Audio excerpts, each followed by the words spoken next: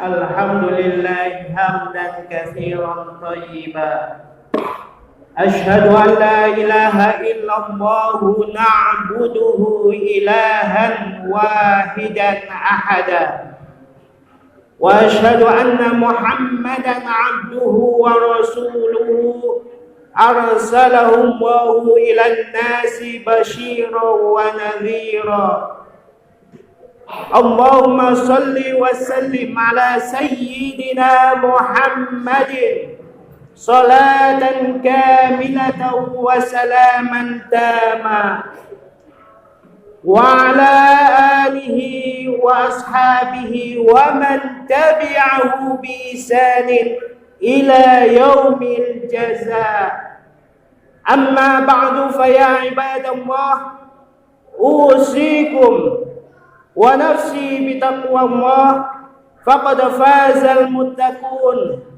اتقوا الله اتقوا الله اتقوا الله حق تقاته ولا تموتن إلا وأنتم مسلمون واعلموا أن الله سبحانه وتعالى يقول في كتابه الكريم أعوذ بالله من الشيطان الرجيم بسم الله الرحمن الرحيم قد أفلح من تزكى وذكر اسم ربه فصلى بل تؤثرون الحياة الدنيا والآخرة خير وأبقى صدق الله العظيم معاشر المسلمين وزمرة المؤمinin rahimakumullah. Seperti biasa di awal khutbah ini, khatib ingin menyampaikan satu pesan penting yang biasa disampaikan oleh para khatib, yaitu pesan takwa. Marilah sama-sama kita senantiasa berupaya semaksimal mungkin untuk meningkatkan kadar dan kualitas ketakwaan kita kepada Allah Subhanahu wa Ta'ala.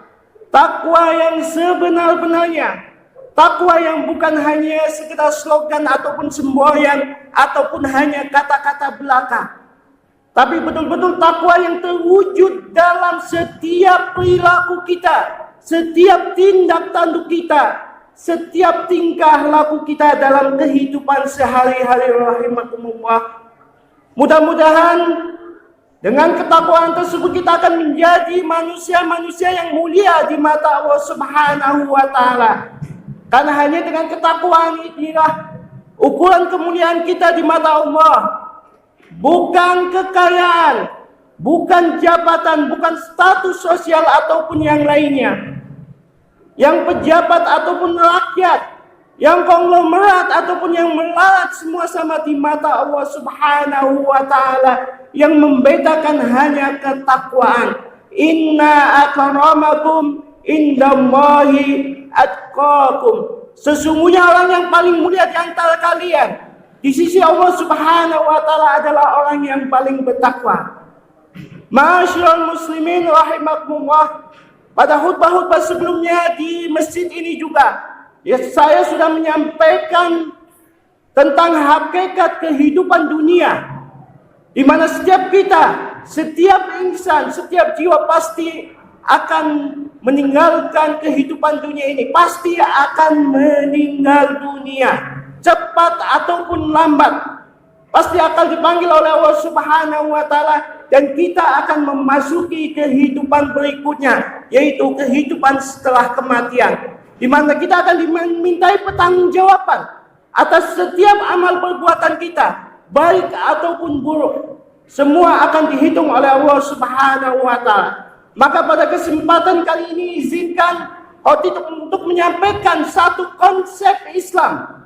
Bisa dikatakan ini resep dari Islam, dari Allah Subhanahu wa Ta'ala, zat yang maha mengetahui tentang bagaimana supaya kita bisa lebih menjadi insan-insan yang lebih baik. Karena dengan konsep ini, dengan cara seperti ini, maka insya Allah jiwa kita akan lebih bersih. Dengan jiwa yang lebih bersih, maka hati kita lebih baik, lebih bersih juga. dan perilaku kita insya Allah akan menjadi lebih baik. Hadirin rahimakumullah, bersyukur kita telah ditakdirkan oleh Allah Subhanahu wa taala dalam keadaan beragama Islam, lahir dalam keadaan Islam. Walaupun ada sebagian yang mungkin dalam perjalanannya tidak muslim tapi kemudian masuk Islam. Kenapa kita harus bersyukur? Ini nikmat yang luar biasa. Agama Islam adalah agama yang sangat mengetahui tentang seluk-beluk diri kita, seluk-beluk jiwa kita.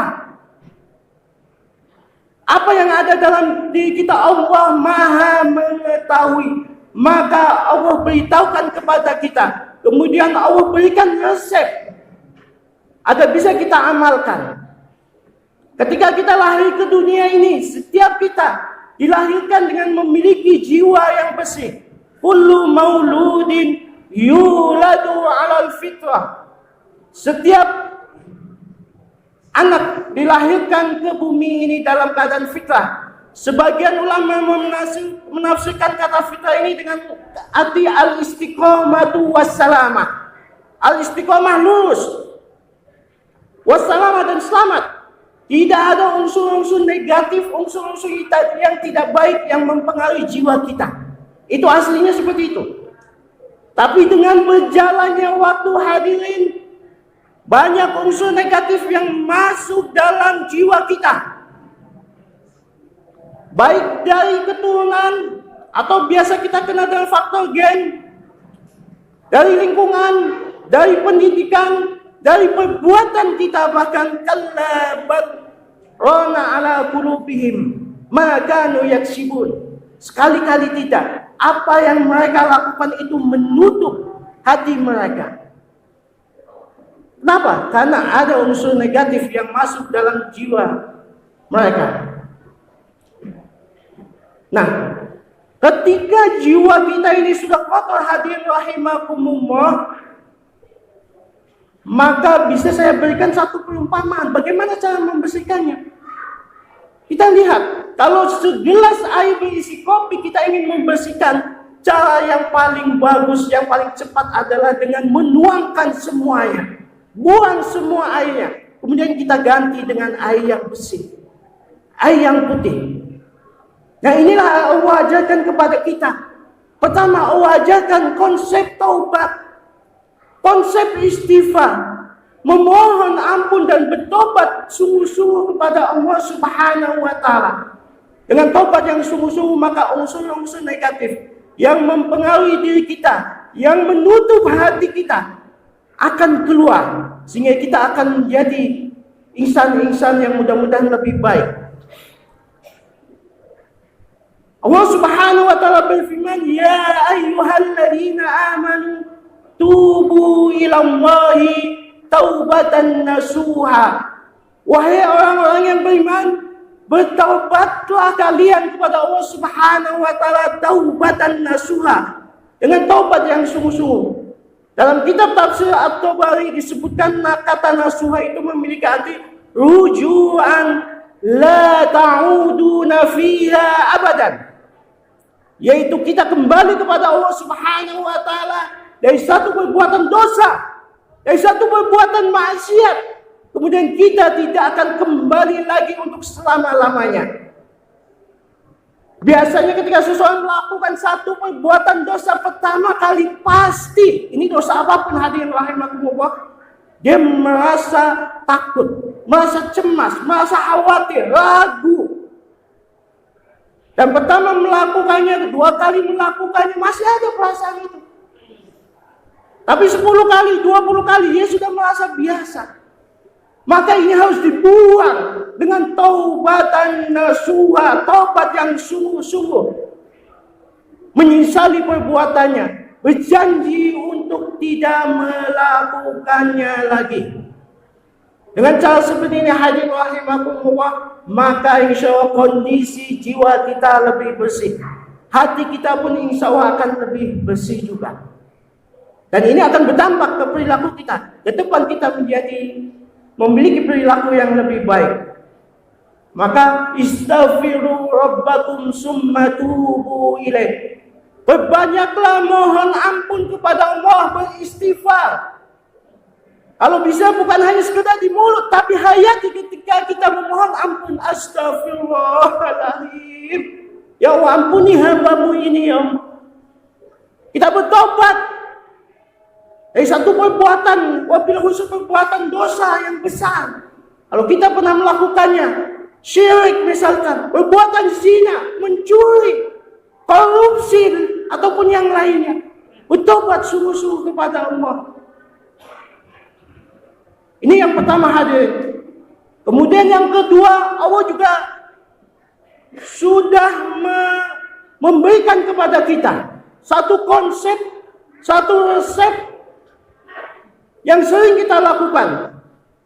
Ada yang sifatnya harian, ada yang sifatnya setiap saat, ada yang sifatnya bulanan, ada yang sifatnya tahunan. Baru saja sekitar sebulan yang lalu kita meninggalkan bulan suci Ramadan hadirin. Ini madrasah ruhiyah kita, sekolah buat kita, di mana kita dilatih oleh Allah Subhanahu wa taala untuk menjadi insan-insan yang lebih baik dari sisi ibadah, dari sisi emosional kita. Kita dilatih dari sisi kemampuan kita untuk mengendalikan hawa nafsu kita atau keinginan-keinginan jiwa kita. Keinginan yang tidak baik. Ini datang setiap tahun. Mudah-mudahan tahun depan kita masih diberikan kesempatan oleh Allah Subhanahu wa taala untuk bertemu kembali dengan bulan suci Ramadan. Amin ya rabbal alamin. Kemudian sebentar lagi insya Allah sebagian dari kita akan menunaikan ibadah haji. Ini juga hadirin rahimakumullah, syariat yang Allah ajarkan kepada kita. Salah satunya untuk membina diri kita, membersihkan jiwa kita, melatih diri kita akan lebih baik. Di mana kita dilatih komitmen. Hanya dengan lafaz yang sederhana, labbaik Allahumma hajjan kalau haji, atau labbaik Allahumma umratan. Ya Allah, aku datang ke sini untuk menunaikan ibadah haji. Atau aku datang ke sini untuk menunaikan ibadah umrah. Maka yang tadinya boleh menjadi tidak boleh. Harapannya apa? Kita lebih komitmen dengan ucapan kita, wabil khusus kepada Allah Subhanahu wa taala. Kemudian emosi kita juga dilatih. Orang yang sudah menunaikan ibadah haji dilarang untuk emosi, melakukan perbuatan maksiat. Berdebat saja tidak boleh. Faman farada fihinna al-hajja fala rafasa wala fusuqa wala jidala fil hajj. Barang siapa yang sudah membulatkan tekad untuk menunaikan ibadah haji, maka jangan ngomong jorok, wala fusuq perbuatan maksiat, wala jidal bahkan berdebat tidak boleh. Kenapa? Karena debat kebanyakan ujungnya tidak baik. Kemudian yang tidak berhaji kita juga dilatih oleh Allah Subhanahu wa taala. Wabil khusus bagi yang memiliki kemampuan untuk melakukan kurban hadirin. Jiwa sosial kita dilatih oleh Allah Subhanahu wa taala, diharapkan bisa tumbuh dalam jiwa kita. Sehingga ke depan kita mau berbagi dengan orang lain. Bahwa yang Allah titipkan kepada kita, harta yang Allah berikan kepada kita hanyalah titipan. Mudah-mudahan hadirin rahimakumullah, ini khutbah singkat dengan pesan-pesan singkat ini mudah-mudahan bisa kita cerna, kemudian kita amalkan dalam kehidupan kita. Yang intinya bahwa apapun yang Allah syariatkan kepada kita, itu adalah dalam rangka tujuan untuk mendidik diri kita, membersihkan jiwa kita, sehingga ke depan perilaku kita menjadi lebih baik. Mudah-mudahan kita semua mendapatkan bimbingan dan hidayah dari Allah Subhanahu wa taala untuk menjadi insan-insan yang lebih baik. Barakallahu li wa lakum fil Qur'anil azim wa nafa'ani wa iyyakum bima fihi minal ayati wa dzikril hakim. Aqulu qouli hadza wa astaghfirullahal azim li wa lakum wa li sa'iril muslimin wal muslimat wal mu'minina wal mu'minat fastaghfiruhu innahu huwal ghafurur rahim.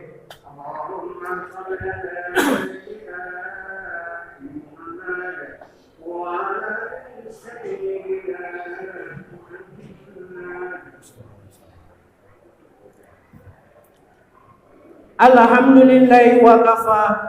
Wassalatu wassalamu ala nabiyil mustafa wa ala alihi wa ashabihi ahli sidqi wal wafa. Ashhadu an la ilaha illallahu alladhi khalaqa az-zawjayn dzakara wal untha min nutfatin ila tumna. Wa ashhadu anna Muhammadan abduhu wa rasuluhu alladhi la yantiqu 'anil hawa in huwa illa wahyun yuha.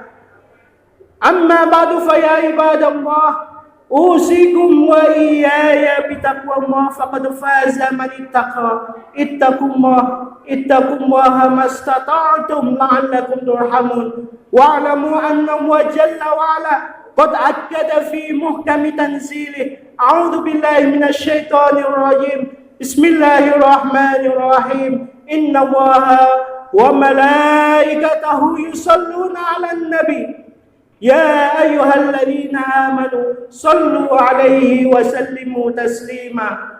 اللهم صل على سيدنا محمد وعلى آل سيدنا محمد كما صليت على سيدنا إبراهيم وعلى آل سيدنا إبراهيم وبارك على سيدنا محمد كما باركت على سيدنا إبراهيم وعلى آل سيدنا إبراهيم في العالمين إنك حميد مجيد. اللهم عن الخلفاء الراشدين أبي بكر وعمر وعثمان وعلي وعن بقية الصحابة والتابعين وتابع التابعين ومن تبعهم بإحسان إلى يوم الدين وارض عنا معهم برحمتك يا أرحم الراحمين.